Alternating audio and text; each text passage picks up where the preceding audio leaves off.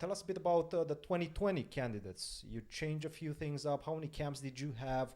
How do those camps look like in general? Yeah, well, you mentioned the 2018 cycle where we worked together. We started with the training before the candidates. And for me, it's interesting because I've played a lot of these candidates tournaments, and I'm always doing it a bit differently, trying different things, trying to improve it. But sometimes it goes less or more successfully. You never know what will work out. I think what we did in 2018, not just for the candidates, but also for the World Championship, because I qualified for that. I think what we did then was extremely successful. We arranged it pretty well. We also had, I guess some good, you know, momentum because of what happened at the candidates. It was very successful. There's always some luck involved with that, but that really carried us forward for some good training. This time, of course, I did it quite a bit differently. Um, And not only that, not only this year, but also the 2020. I guess maybe we should start with that one because that one was such a weird candidates, right? You had like two parts of the candidates and nobody actually knew what's going to happen next. How did you approach that? yeah, that was particularly crazy. And the thing is, we planned the training for that candidates, and then like halfway through, we had heard about the coronavirus, Right. like early January, February, and the candidates, just to remind our listeners, was in March. So it was right around, right when it peaked and right when the world went to shutdown mode. And we started to get a hint of that when we were in a preparation. Was And that in January? Because I think when we were training for the candidates, that's when we did our last camp in January. yeah, this was a little bit later because I played the Vikings A tournament Tata Steel, yeah. in 2020. Yeah, the Tata Steel tournament. And then we started training in Spain. And around halfway through, we had already heard about the coronavirus, but we weren't sure about the severity of it or what would happen. And then we started getting some emails and some correspondence back and forth with FIDE and also with other players from the tournament. And of course, there were like very far reaching consequences for the tournament because one of the players dropped out because of that.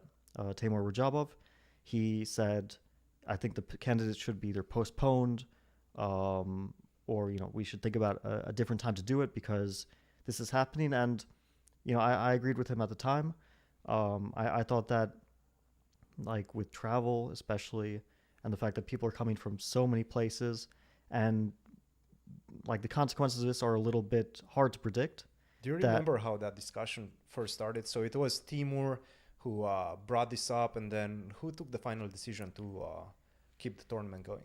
Well, this was, I think FIDE mismanaged this a bit because they uh, didn't like include all the players into one discussion, but they had separate discussions with each player. So we raised our concerns with FIDE, and they said, no, everything's going to be fine. And Timur raised his concerns, and I assume they told the same thing to him. And then at some point, they told everyone, well, Timur decided to drop out. And that means that Maxime Vachier-Lagrave is going to replace him as he was, I think, the third place in the Grand Prix cycle Yeah. that time. And I think that was, he was also a pretty popular pick for the fans. The yeah, fans were yeah, definitely asking for him. definitely a totally deserving player in the candidates. But of course, it does shake the tournament up a lot because everyone's expecting this one guy to be in, and then another guy comes in, and also for him, it's like he had no idea that he would be playing, and then suddenly they're like, "Okay, you're in, go to Russia now." And so that was very interesting. I think that they should have postponed the tournament, and that's what they ended up doing. But it just ended up being a mess because, of course, it's better to postpone it before round one than after round seven, which is what happened. And there was a very interesting kind of discussion that was had before the tournament. Once everyone was in Russia, we started to get some news, and I won't say from who, but we started to hear that maybe the tournament would be postponed after round seven, specifically halfway through the tournament. And we heard this before the first round, and we were like, well, we're already in Russia. It was very difficult to get here because like half our flights were canceled, and we had to rebook everything, and we had to go through these empty airports and wind up in Moscow with like people in hazmat suits, which is totally nuts. And so we're like, okay, now that we're here, let's start the tournament and see what happens. Yeah. And as everyone knows, of course, it was all postponed after round seven. It was so eerie because I remember, I think it was before round number 7, as you were mentioning. I was helping with the St. Louis Chess Club's broadcast, and I was recording some game reviews, and I was doing them during the night. And then I checked Twitter occasionally, right, while I was preparing the game reviews, and I saw that one of the journalists, was just saying that yeah, the candidates was postponed, and I was like, holy smokes, here we go. Yep. So yeah, 1 year later, I guess we got the second round of the candidates. But let's move on to the last one. You take us through that. How did you guys prepare? How did you guys feel going in the candidates? Like, how was the experience? Yeah, I think the preparation was pretty serious. It included a bunch of camps and preparation devoted to players. As I assume, I think everyone has the same sort of general approach, which is to think about their openings, their strategy, look at the opponents, try to get in shape, make sure that you're not, rusty or Yeah. blundering things or hallucinating variations. But there's a lot of nerves, and I felt a lot of nerves before the tournament. And I think possibly I overtrained a bit because it was like work that pretty much led up straight to the tournament. And Nerves more than you usually feel, or because obviously with every competition you have nerves, right? well, And as a professional, you kind of learn how to manage those. But even though you know how to manage those and you have a lot of experience going into the event 2-3 days ahead of the event, you still have the butterflies, right? yeah, I don't think you can remove those. I mean, any like high stakes event, and if you don't have any nerves, Yeah. that's a bad sign. That's a bad sign. That means either you don't care or you're so scared. Well, I don't know why anyone wouldn't care, or you're just like so scared that you're gonna fail that your body is in like shutdown mode, and let's like let's make sure that we don't have any trauma. Yeah. So like you're telling yourself, I'm not gonna succeed, so let's not put any nerves on it, and that's a very bad thing. So some nerves are good. I wasn't worried about that I was a bit nervy. Um, in hindsight, it was just my energy levels, which I should have been worried about. And, I was trying to get in physical shape, which is what you do to preserve your energy. But, yeah, it's not just physical energy, but it's also nervous energy. Yeah. And with such a long event and a lot of emotions, and certainly there's always a lot of emotions in these events. Like in 2018, I also had ups and downs, but I handled it better, and this time just didn't handle it too well. Yeah. I mean, the end of the tournament was a complete disaster. There's no like way to sugarcoat it. It was the worst thing that could have happened, especially in hindsight, knowing that second place would have been enough. Actually, that's a good question. Did you ever think during the event that second place would be good enough, or were you just like focused on grabbing first? Well, I was only focused on first, but of course there were always these thoughts that maybe second is Maybe. enough, but Yeah. you can't play for second. Like let's say once I had achieved +3 in the tournament and Jan was +4, and I tried to go into like full like risk Catch-up averse mode, yeah. mode, which is Yeah. still difficult to do. But let's say I had gone in that mode and achieved it and like finished second with like +3 and Jan got +5. And then like Magnus says, well, I'm gonna play. Right. Then you also feel kind of stupid, Like, yeah, I needed to take my chances because who cares if I'm second or sixth place. In hindsight, it would have been it would have been a very good idea, but I didn't know that at the time. And yeah, I think I could have gone into that mode after I lost to Hikaru.